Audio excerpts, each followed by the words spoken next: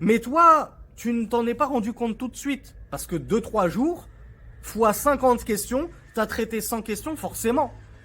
C'est plus dans ta tête. Donc, tu lis, tu perds 2 minutes à tout relire. Et puis à la fin, quand même, tu te dis, mais il me semble que j'ai répondu à cette question. Et donc, tu relis encore et ah oui, oui. Ah oui, oui. Oui, oui, cette question, je l'ai traitée. Et parfois, quand vraiment j'ai le temps, je me permets de regarder le pseudo, de retourner sur Twitter, de regarder si, dans toutes les questions, si je retrouve le même pseudo, je regarde le même pseudo et je me dis, ah ouais, parce que quand même, cette question, elle demande une demi-heure à être traitée. Donc je préfère perdre 5 minutes de mon temps à regarder si je ne l'ai pas déjà traité, plutôt que de perdre une demi-heure à la retraiter en détail. Et donc tu vois qu'en fait, oui, elle a été postée le même jour, à la même heure, sur plusieurs plateformes. Donc ces frères-là et ces sœurs-là, parce que ça arrive aux frères comme aux sœurs, c'est vraiment un manque de comportement et de savoir-vivre. Je sais que vous ne le faites pas méchamment pour la plupart, bien sûr. Bien sûr que vous ne le faites pas volontairement pour nous faire perdre notre temps. Mais quelle est la conséquence de votre acte? C'est que vous m'avez fait perdre à moi, par exemple, 10 minutes. 10 minutes, sachant que le temps est sacré. Le temps est court, il faut l'user intelligemment. On a de cesse de vous le répéter. Et moi, par jour, je n'ai par exemple que 1 heure et demie à consacrer aux réseaux sociaux pour répondre aux questions. J'ai pas 10 heures de la journée où je passe à répondre aux questions. Et parfois, c'est 1 heure et demie, je les divise. Là, le matin, je consacre juste un quart d'heure. À midi, je consacre un quart d'heure. À 4 heures de l'après-midi, je consacre un quart d'heure. Le soir, avant de me coucher, je consacre un quart d'heure. Et voilà, j'ai fait mon heure de questions-réponses que je donne bénévolement aux gens.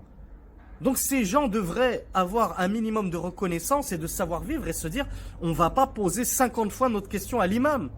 Parce que des questions qui font, comme on vous l'a dit, un pavé, qui nous font perdre 5 minutes juste pour lire la question et se demander si on ne l'a pas déjà traité, eh bien, à cause de vous, tous les frères et les sœurs qui attendaient derrière, ils n'ont pas pu avoir leur réponse.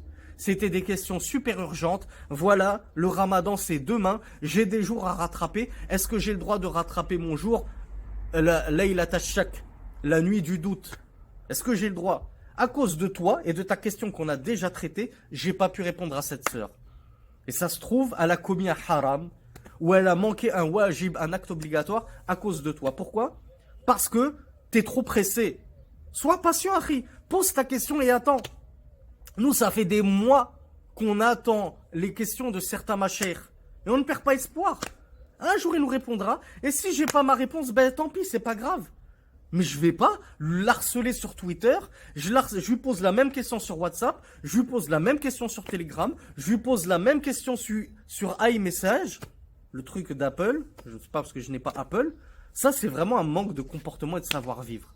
Déjà que tu déranges un imam, un talib ayn pour lui poser une question, alors que dire si en plus tu lui fais perdre son temps à lire 50 fois les mêmes questions, des questions qu'il a déjà traitées. Donc posez vos questions à un seul endroit et attendez et patientez.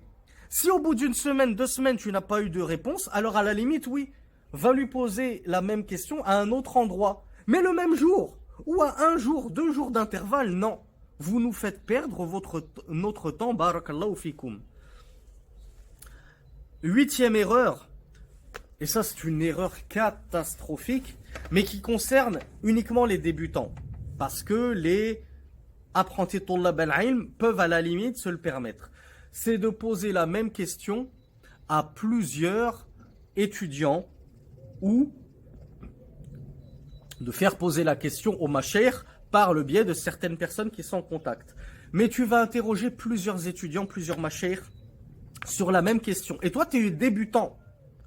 Toi, la seule chose qui t'est obligatoire, c'est ce qu'Allah a dit, فَاسْأَلُوا أَهْلَ الذِّكْرِ إِن كُنْتُمْ لَا تَعْلَمُونَ.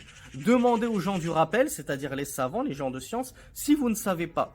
Donc tu ne sais pas, tu poses la question à un alim, un savant, un étudiant en sciences, et tu prends ce qu'il te dit pour argent comptant. Pourquoi ?